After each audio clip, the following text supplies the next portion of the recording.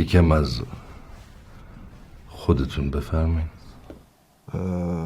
والا نوشتم اونجا من محسن هستم، کارم طنز و نمایشنامه و طنز سیاسی و ایناست.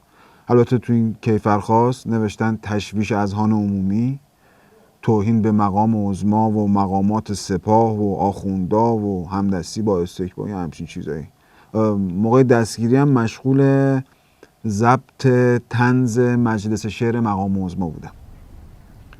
عقب‌تر. منظورتون اینه که ضبط رو بندازم عقب‌تر؟ از عقب‌تر.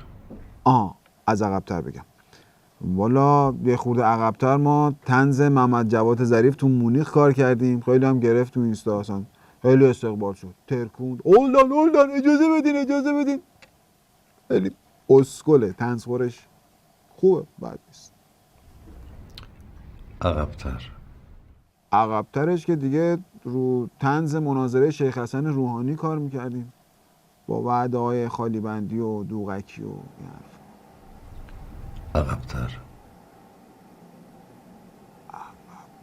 عقب‌تر که دیگه نونمون تو روغن بود. احمدی نژاد بود، میمی که چهره‌ام نزدیک بود، آبو بریز اونجا که میسوزه. بله. عقب‌ترش دیگه گرگان بودم، یه مدت سر کار میرفتم، با بچه ها بودیم. خلاصه عقب‌تر والا دیگه یادم نمیاد، یه تصویر مبهمی از کودکیمون دارم، نمیدونم به درد شما میخوره یا نه، نمیدونم. شما بفرمایید که در فلسفه پیرو چه کسی هستی؟ والا من فلسفه اینا نمیدونم حقیقت. بعد اصلا این فلسفه چه ربطی داره؟ من بیشتر رمان میخوندم. بعد به من میگفتن این گته کتابا رو خواندی، اینطوری شدی دیگه.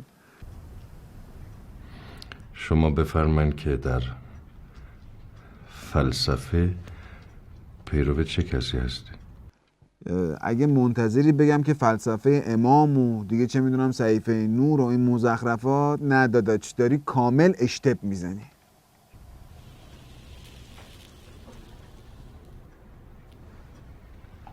آدرس و تلفنشون رو بنویسید. آدرس امام اون که گور به گور شده، الان 7 کفانم پوسونده. آدرس چیشو میخوای؟ آدرس و تلفن ایشون رو بنویسید. آدرس خونه باباشینا هنده، خودش هم قبلا توی نوفل و شاتو بوده. آدرس و تلفن ایشون رو بنویسید.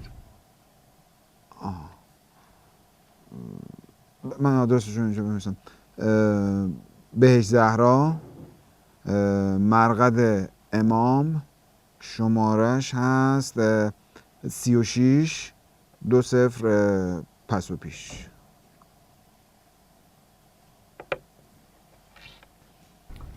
یه چند تکه فیلم با هم ببینیم. بله ببین.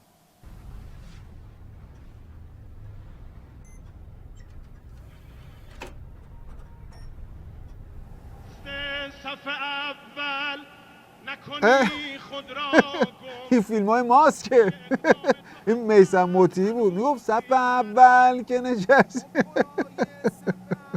زدیم رنگیش کردیم تو همون صف اول. این مال تنفیذه، مال تنفیذ این یارو روحانی از شیخ حسن دروغگو، خالیان پینوکیو. مجلس شعر مقام عظما، طیب الله شعراتکم مقام عظماتکم، پاچه خارا جمعن اینجا بیا ببین. بابا جمال حشمت خان آدم با مرام با معرفت. حشمت خان فقط.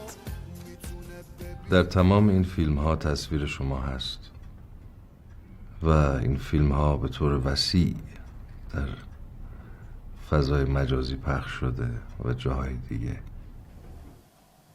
آره خب دوستان لطف میکنن، فور میکنن، شیر میکنن، لایک میزنن، شریک شادی مردمیم. حقیقت هدف شما چی بود؟ هدف ما براندازی بود دیگه. بزنیم مقام عظما رو سکه یه پول کنیم، خلاصه با خاک یکسانش کنیم. منظورتون هم اوله دیگه، درست فهمیدم؟ امروز که اصلا بیشتر حال میده، روزشه. پشم و کل که مقام عظما که ریخته، در زعبا هم که جر خورده، اونورم که مجلس و دولت و اینا مثل سگ و گربه افتادن به جون هم. بعد دیگه حالا شما تحریم و FATF و اینستکس و اینا، بعدم که ویق ویقای بچه ترسون سپاه و موشک و پوشک و الان تازه میخوایم بیشترش هم بکنیم. بنده اظهارات شما رو باور میکنم و صحت حرفهای شما رو بر صداقت و راستی فرض میکنیم. به فرضیاتتون و اظهارات من یه چیز دیگه هم اضافه کنید که ما از این کامنت ها و جز و ولز این بسیجی های سایبری دوزاری حقیقت نمیترسیم. هیچ غلطی هم حالا نمیتونن بکنن ها. اما امامشون رو ما لوله کردیم، شما که دیگه ابروهاش هم نیستید دیگه. الان برم میخوام آتیشش رو تندتر کنم. بفرمایید.